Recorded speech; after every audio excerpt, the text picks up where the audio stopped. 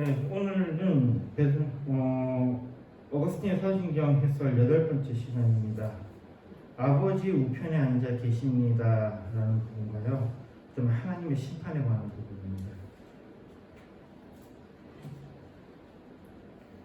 오늘 우리가 읽은 말씀은 많은 이단들에게서 일어나는 거죠. 하나님의 말씀을 그냥 자신들이 이해를 못하니까, 또는 의도적으로 이 말씀을 억지로 풀다가 그로 인해서 멸망하는 겁니다. 그것도 참 신기한 것은요, 이단에 빠지는 사람들 보면은 이단에 빠지는 사람들 중에서 말씀을 사모하는 사람들이 굉장히 많다는 것입니다. 그게 상당히 아이러니한 일이에요. 말씀을 조금 더 알고 싶어하는 사람들이 이단에 빠진다라는 거예요. 이 부분을 너무 알고 싶다. 이 부분이 무슨 뜻일까? 그래서 여기저기 수소문을 찾다가 보면은 이단들이 여기에 대해서 풀이하는 것들을 보고, 이런 내용이구나라고 빠져드는 것이죠. 그러나 베드로 후서 3장 16절에서 말씀하는 것과 같이 우리는 말씀을 접할 때에 이해하지 못하는 것에 대해서는 억지로 풀어내려고 해서는 안 될 것입니다. 특히 우리가 이 삼위일체에 관한 말씀에 들어와서는요, 이 부분이 상당히 신비롭고 어려운 부분이에요. 우리의 생각으로서 이해할 수 없는 겁니다. 우리의 생각으로서 이해할 수 없는 것은 그것이 하나님에 관한 이야기이면서도요, 또 하나님에 관한 말씀이 우리에게 근본적으로 와닿지 않는 가장 큰 이유는 우리가 시간에 속해 있기 때문입니다. 시간을 초월해 있지 않아요. 어거스틴의 말과 같이 하나님께서 시간을 창조하셨는데 그 시간 안에 우리가 들어있습니다. 우리가 이 시간 안에 들어오면 그 순간부터 우리는 하나님을 완전하게 이해하지 못해요. 그거는 이렇게 마치 수학을 우리가 공부할 때요, 수학에서 우리가 2차원적인 평면에 관한 이야기를 할 때에 그 내용을 보면서 우리가 어느 정도 풀어낼 수는 있지만, 실제적으로 이것이 3차원에 존재한다 그러면 우리는 그것에 대해서 완전한 모습을 가져가기는 쉽지 않습니다. 다만 이럴 것이다 라는 개연성만을 가지고 우리가 그 문제에 접근하게 되는 거죠. 하나님에 관한 문제에 있어서도요, 우리가 억지로 풀려고 하는 것은 스스로 멸망할 수도 있는 일이 된다는 것입니다. 그러니 우리가 이 말씀을 접할 때에요, 우리가 깨닫는 것들을 또한 우리가 스스로 자신의 지식에 대해서 이렇게 교만한 마음을 가져서는 안 된다는 것입니다. 우리가 설령 깨달았다 할지라도 그 깨달음이 완전한 것이 아니다라는 것을 우리가 먼저 인정하고, 그리고 이 말씀을 접해야 한다는 것입니다. 정말로 많은 사람들이 자신이 하나님의 말씀을 깨달았다고 선포하는데, 인간이 하나님의 말씀을 깨달아야 얼마나 깨닫겠습니까? 그것이 내 삶을 변화시키는 것으로서는 굉장히 좋은 일입니다. 또 다른 사람의 삶에서 좋은 방향으로 변화시키는 것은 참 좋은 일입니다만은 그것이 진리인 양 접근해서는 안 될 것입니다. 우리의 인식에 한계가 있음을 분명히 우리가 인식해야 합니다. 우리 다시 사도신경 넘어가세요. 이제 이렇게 그 어거스틴은 말합니다. 하늘에 오르사 전능하신 하나님이 우편에 앉아 계시다가, 이 부분에 대해서 이렇게 말합니다. 믿으시기 바랍니다. 앉아 계심이 거하고 계심을 이해하시기 바랍니다. 여기 보면요, 하늘에 오르사 전능하신 하나님이 우편에 앉아 계시다라는 이 문구에 대해서 앉아 계시다라는 표현이 이게 거하고 계십니다라는 뜻으로 이해해야 된다라고 말하고 있습니다. 어떻게 보면 그게 그거인 것 같은데 이게 잘 모르겠죠. 여기 보면 앉아 계심이라는 이 단어는 라틴어로는 세데레라는 단어를 씁니다. 세데레, 앉아있다. 그러니까 우리가 의자에 앉을 때 세데레, 이런 표현을 씁니다. 근데 여기에 거하고 계십니다라는 것은요, 라틴어로는 하비타레라는 말을 씁니다. 하비타레. 하비타레는 뭐 영어에도 헤비트 이런 이야기에서 헤빗이라는 그 습관이라는 단어가 나오잖아요. 그러니까 거하, 그대로 삶, 이런 것들에 관한 이야기들이거든요. 그대로 살아가는 것이죠. 자, 여기에 대해서 일단은 앉아 계심이 거하십니다.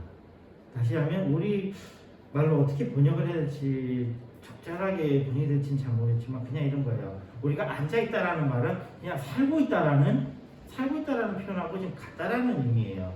거기에 어떤 집에 살고 있다라는, 하나님 우편에 앉아 계시다라는 것은 하나님 우편에 살고 계신다. 거기에 거하고 계신다라는, 거기 하나님 우편에 그냥 계신다라는 그런 의미로 이해를 해야 된다는 것입니다.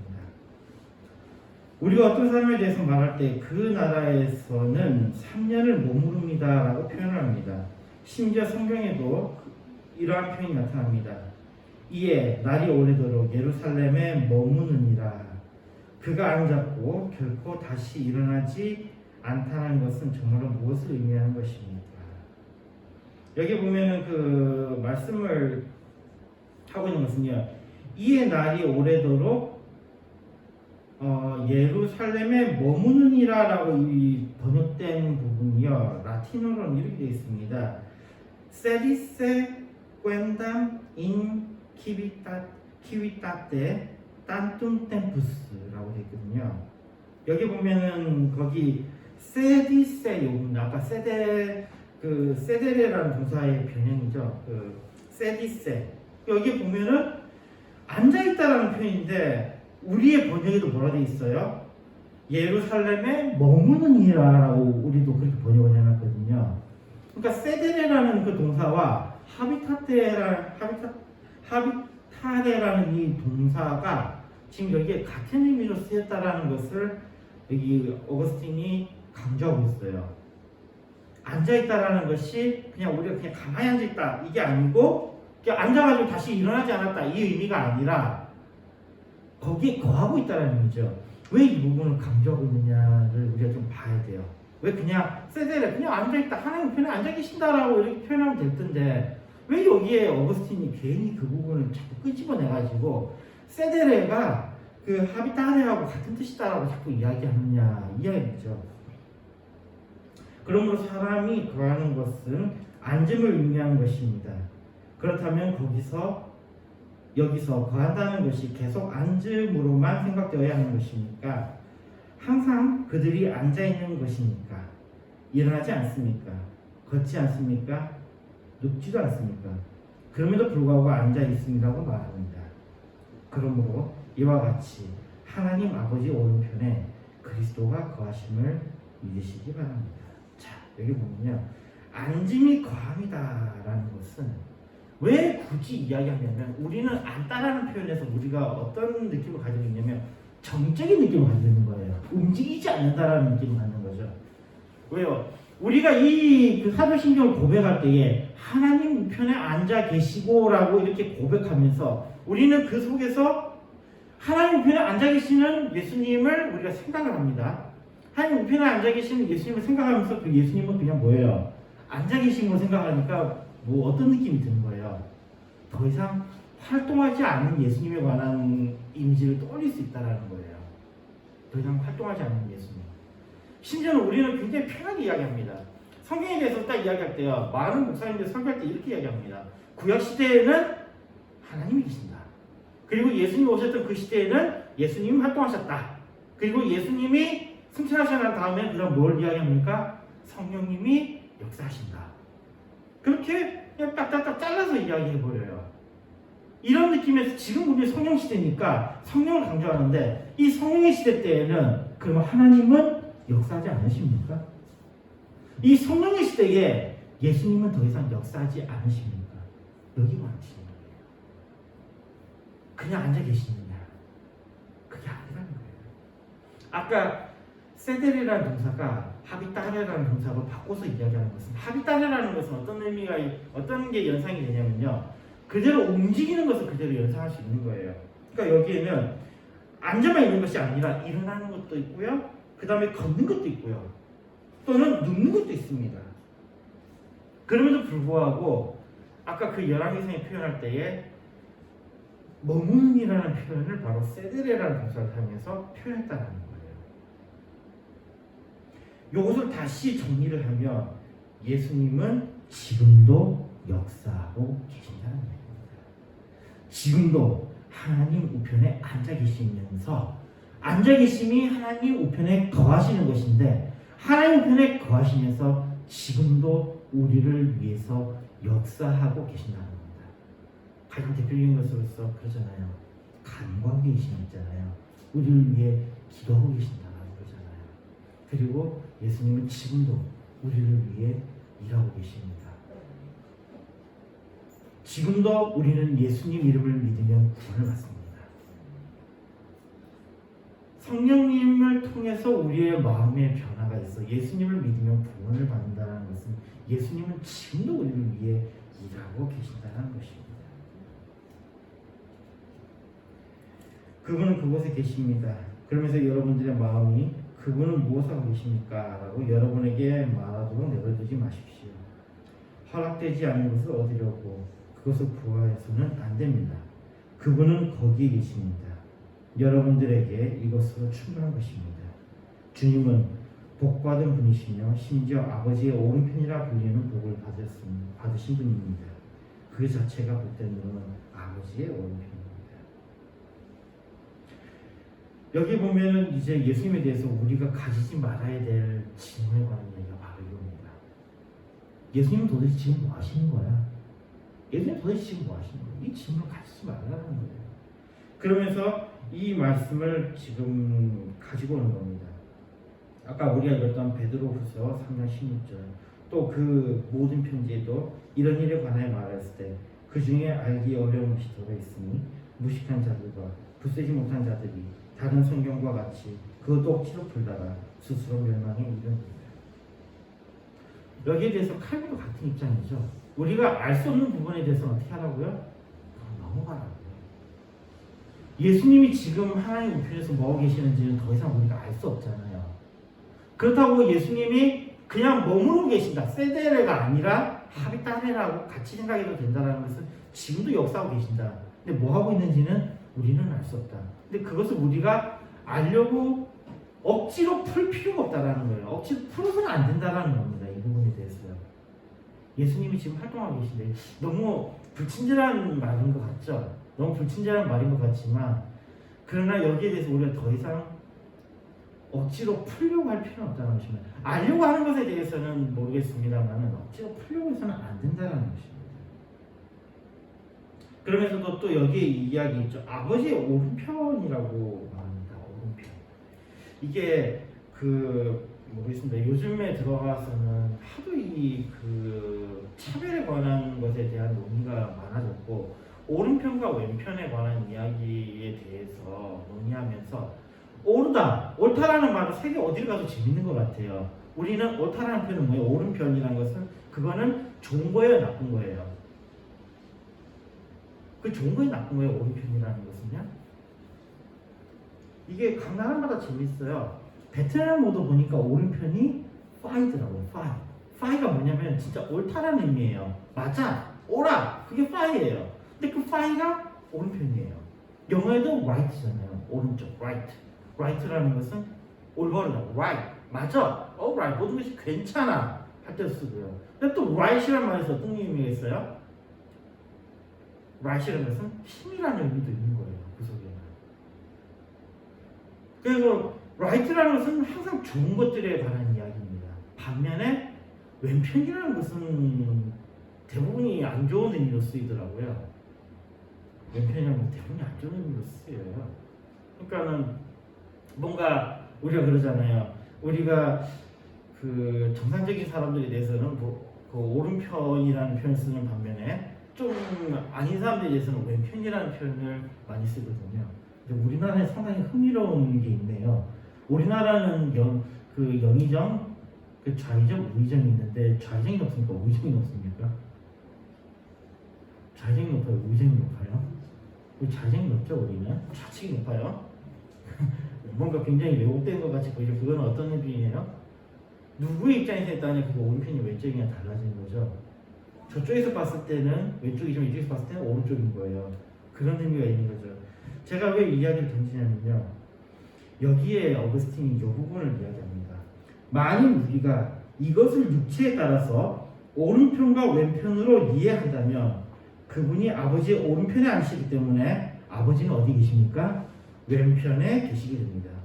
성자는 오른편에, 성부는 왼편에. 이러한 방식으로 그분들을 그와 같이 두는 것이 가능한 것입니까? 거기에는 모두가 옳은 편입니다. 왜냐하면 거기는 불행이었기 때문입니다. 굉장히 심각하게 이야기하죠. 자, 예수님이 하나님의 오른편에 계신다. 그러면 하나님은 예수님의 어느 편에 계시는 거예요? 왼편에 계시는 거죠. 근데 이것마저 지금 거부하는 거예요. 어거스틴이. 아니, 왜 이런 당연한 것을 왜 어거스틴 이 부분도 직접적으로 관여할까?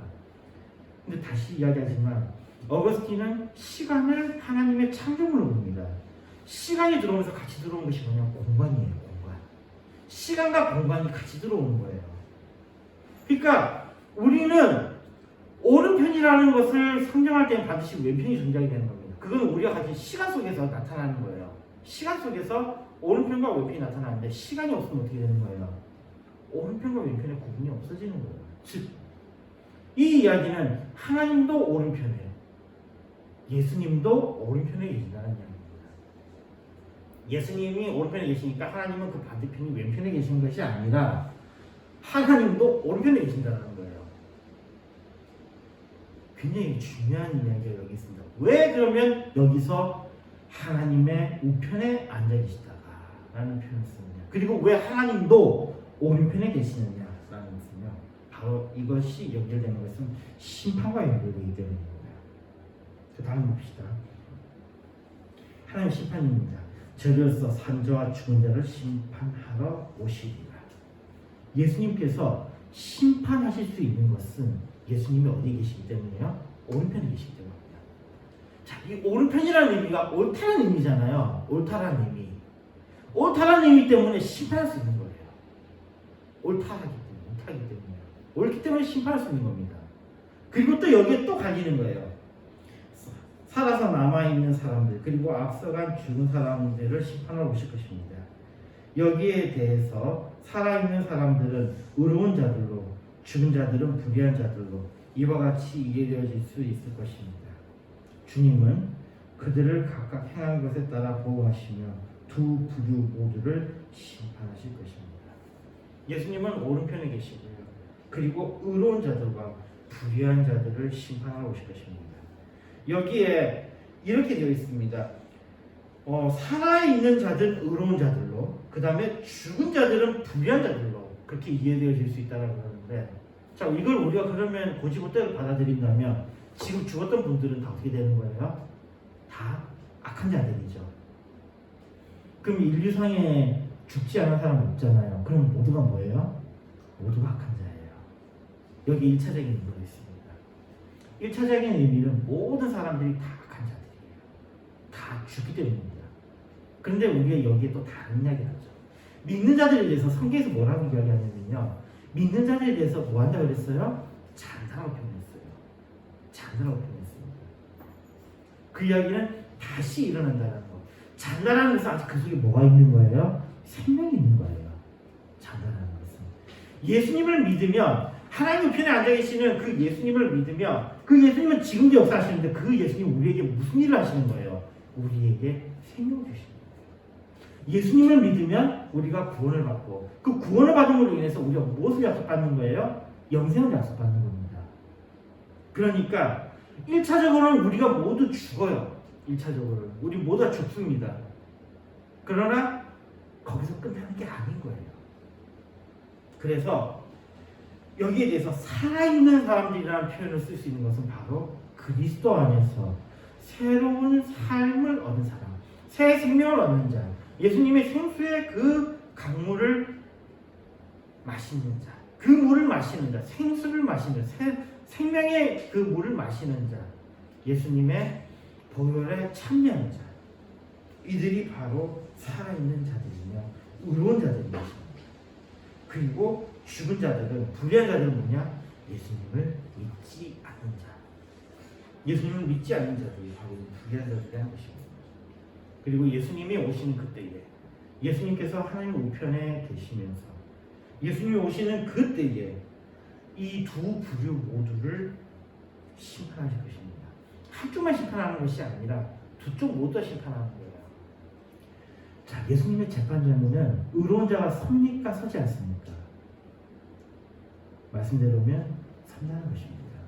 그런 의로운 자들은 그 하나님의 재판장이에요. 예수님께서 재판하시는 그 자리에서 그들에게 두려울 것이 없는 것입니다.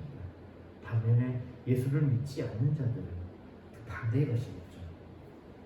심판대의 의로운 자들에게는 내 아버지께 복받을 자들이여 나와 창세로부터 너희를 위하여 예비된 나라를 상속하라 라고 말씀하실 것입니다. 여러분, 이것을 위해 여러분 자신을 준비하시기 바랍니다. 이것을 소망하시기 바랍니다. 그러므로 열심히 삶을 사시기 바랍니다. 이러한 이유에서 믿으시기 바랍니다. 내 아버지께 복을 받을 자들이여 나와 창세로부터 너희를 위하여 구성된 나라를 상속받으라는 말씀이 여러분들을 위한 말씀이 될 수 있도록 그 이유에서 세례를 받으시기 바랍니다.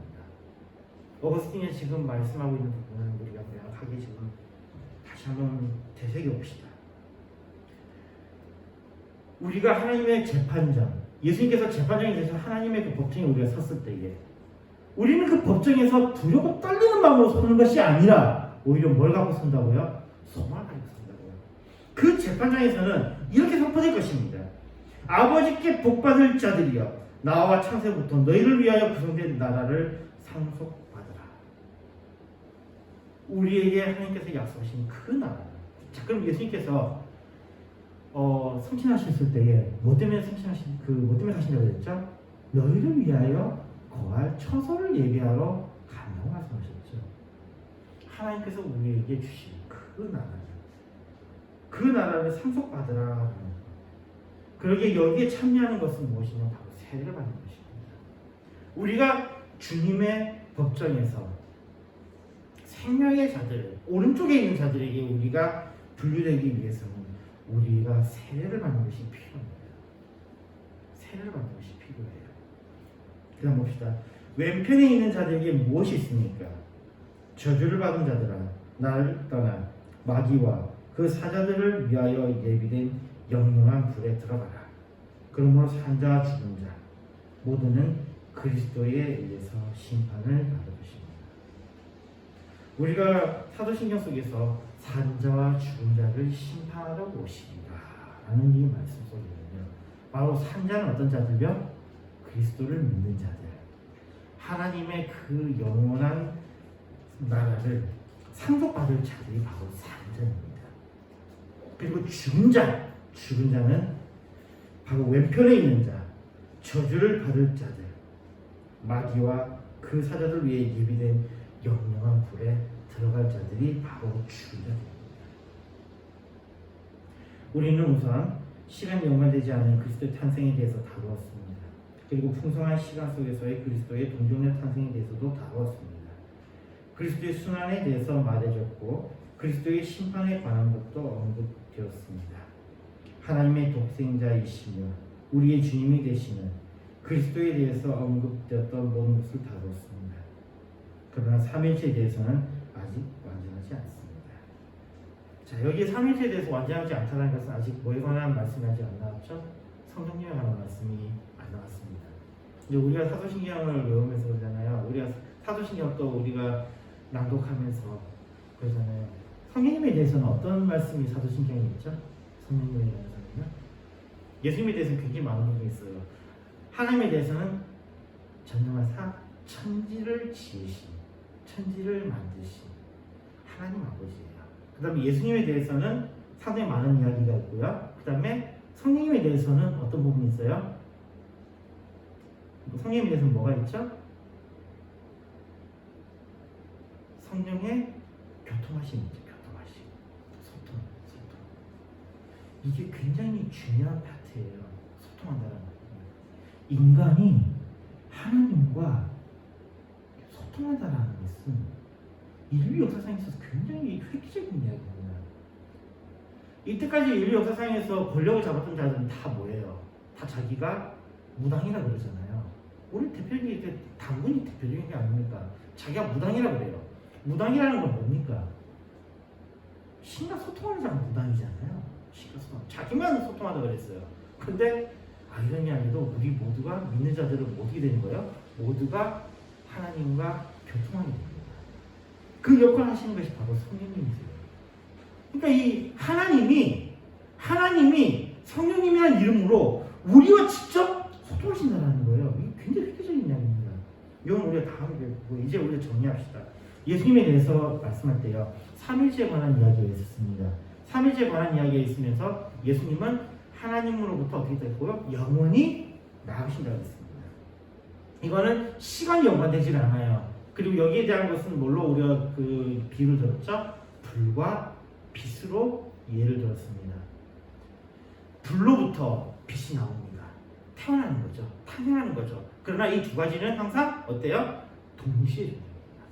동시에 존재하는 것처럼 그리스도의 탄생은 시간이 연관되지 않을 때에는 하나님과 동시에 영원히 태어나십니다. 영원히 나시는 겁니다. 그리고 풍성한 시간 속에서는 예수님은 어떻게 되십니까? 동정녀에게서 탄생하십니다. 이것이 우리가 고백하고 있는 사도신경의 내용입니다. 그리고 예수님께서는 동정녀 마리아에게 나시고 그 다음에 어떻게 되는 거예요? 본디오 빌라도에게 고난을 받으사 십자가에 못 박혀 죽으시고 예수님의 순환이 그 다음에 따릅니다.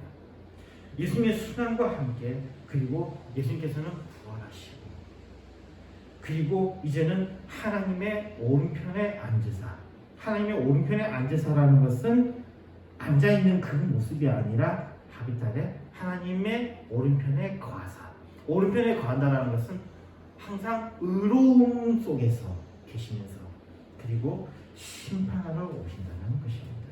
그 심판하실 때는 어떻게 하신다고요? 산자와 죽은 자를 심판하실 것입니다. 여기에 이 산자는 목숨이 붙어있는 그것을 의미하는 것과 함께 또 어떤 것이 있다고요? 그리스도를 믿는 자들이 바로 산자입니다. 그리고 죽은 자를 심판하신다는 것은 그 죽은 자들은 그리스도를 믿지 않은 자들입니다. 주님의 심판 앞에서 믿는 자들에게는 그때가 뭐냐면 주의 복을 받는 때입니다. 그리고 믿지 않는 자들은 그때에 바로 저주를 받는 그때라는 것입니다. 이렇게 함으로써 일단은 어거스틴은 여기서 예수님에 관한 이야기를 일단 마무리 짓습니다. 그리고 그 다음에 넘어와서는 이제 성령에 관한 이야기로 또 연결됩니다. 기도하겠습니다. 하나님 감사합니다. 우리 예수님에 관해서 이 시간 이제 상담 시간 가졌습니다. 우리의 믿음을 자르게 해주시며 믿게 해주시며 의심하지 않게 인도해 주시옵소서. 예수님을 드렸습니다. 아멘. 383장입니다.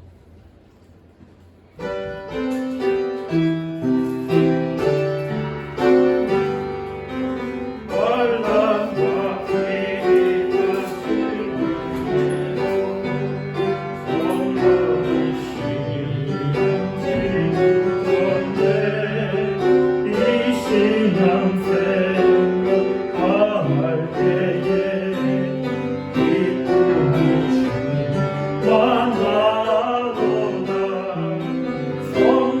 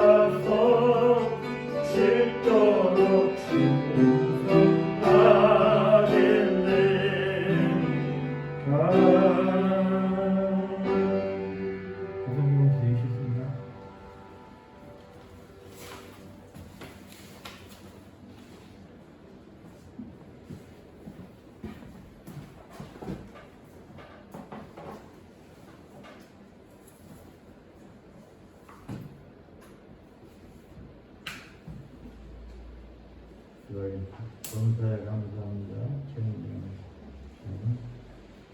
감사에 감사합니다.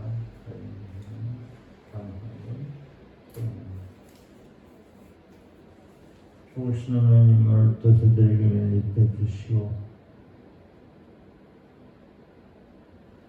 하늘의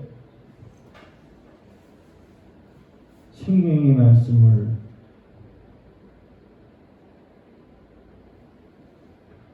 저들에게 전하여 주심을 감사합니다. 저들이 정말 믿음으로 주 안에서 날마다 늘 말씀을 사모하는 자들에게 하시고 주님과 교통하는 저들 될 수 있도록 성령으로 교통할 수 있도록 주님께서 늘 함께 하시는 임만의 축복을 누릴 수 있도록 주님 은혜 있게 주옵소서. 오늘 거룩한 주님의 날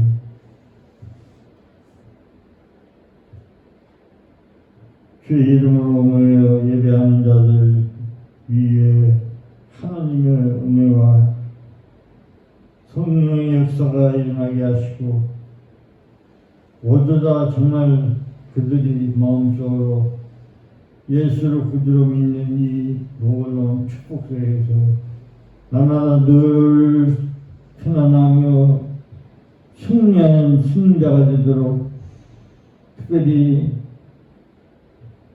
입술의 권세를 물려주시어서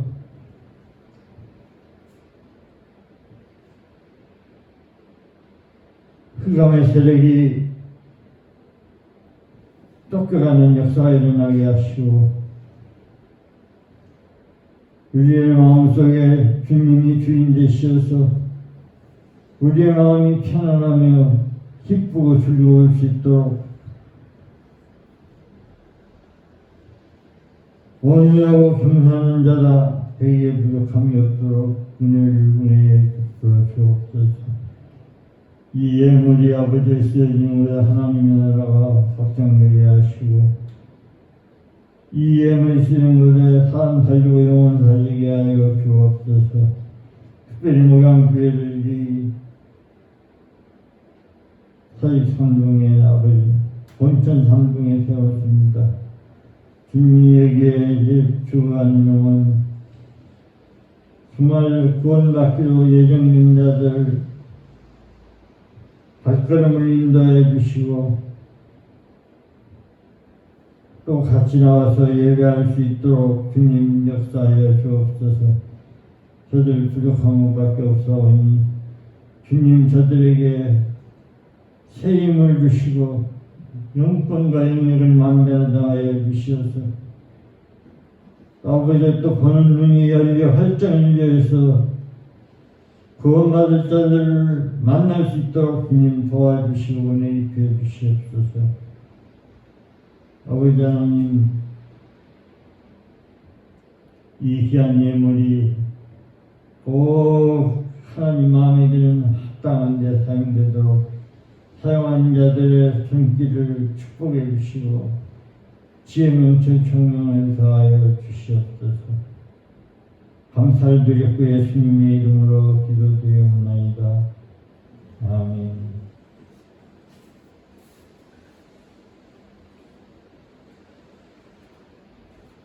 찬송가 1장입니다.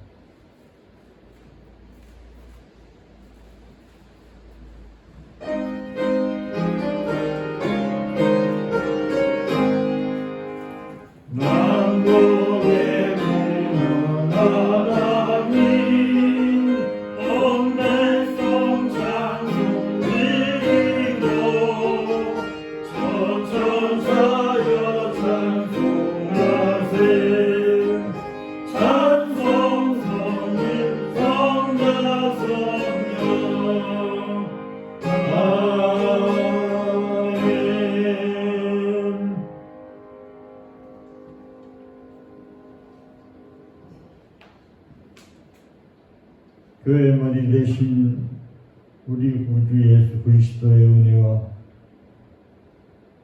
그 크신 하나님의 사랑과 성령님의 교통하시며 예배한 목양교회 성도들 머리 위에와 가정 위에와 하느님 위에 전 세계 주의 이름으로 모여서 예배드린 자들